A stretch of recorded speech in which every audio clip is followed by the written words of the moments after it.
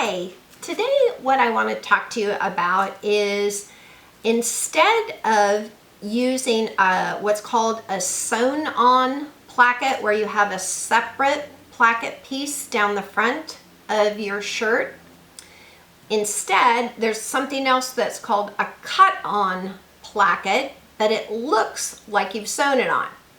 So I want to talk to you a little bit about how to do that and the pattern drafting changes that you have to make in order to accomplish that change on your pattern. So I'm going to start by showing you this little partial mock-up of the right front for the Archer pattern piece. So this is what it looks like, and you can tell it's not the whole pattern piece because that's not necessary for what I need to show you. But what is necessary to understand is you have to determine the finished size of the placket and the distance away from the edge of the placket that you intend to be placing your top stitching. So for this placket, I want my finished dimension of my placket to be 1 1/8 inch wide, and I want my top stitching to be 1/8 of an inch from each edge. Now, when you are working with the sewn-on placket for the Archer, that finished placket is only 1 inch. So that's going to make that has an impact on our drafting, but we'll talk about that in a minute. So here is how you construct this if you were sewing it, pretending this is made out of fabric. So what you do, I'm working from the wrong side, so I'm folding the placket back one time, then I'm folding it another time. So that's where you get 2 of your placket widths. So now, this is the wrong side with the placket folded to the wrong side, and this is what it looks like from the right side. Now, you're going to top stitch 1/8 of an inch away from this folded edge. Okay? So when you fold that out, oops, I did not mean to drop that.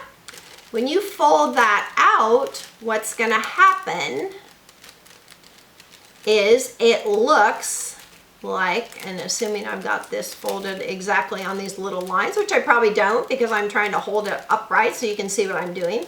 But this is what it looks like from the front side. So you can see the placket is extended, and then from the wrong side on the back, it looks just like a little seam. It's very, very tricky. It's very simple to accomplish, and it looks completely awesome, and you don't have any bulk of seam allowances. Your one raw edge is caught here in that top stitching where you did that little top stitching. It's caught right inside there. If that makes sense. And then you do a second row of top stitching here, and you have a perfectly uniform placket.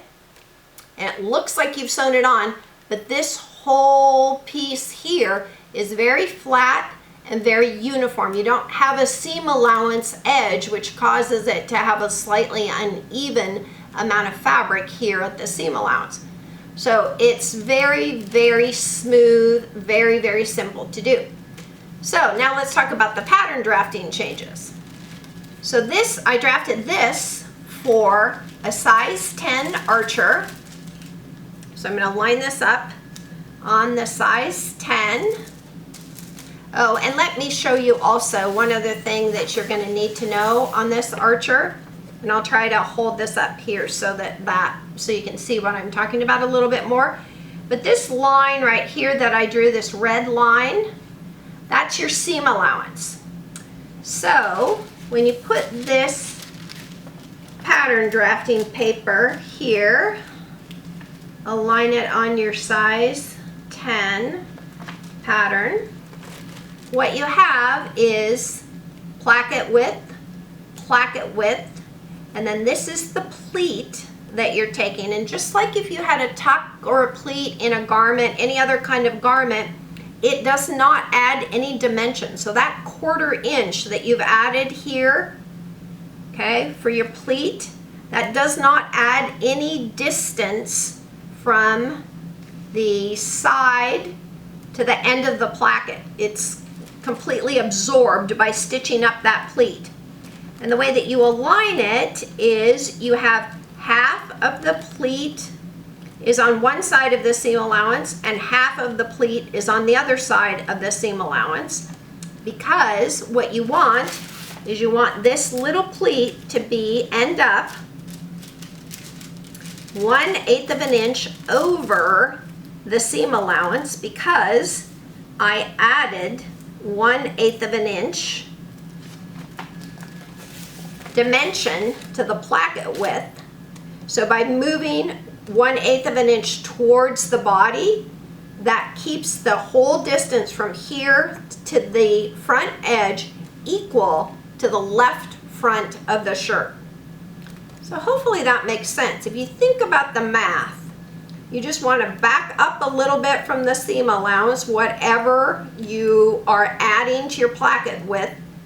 If you are adding anything to your placket width, you want to back that up so that your total distance from the side to the edge of the placket still remains the same as if you had sewn this placket on.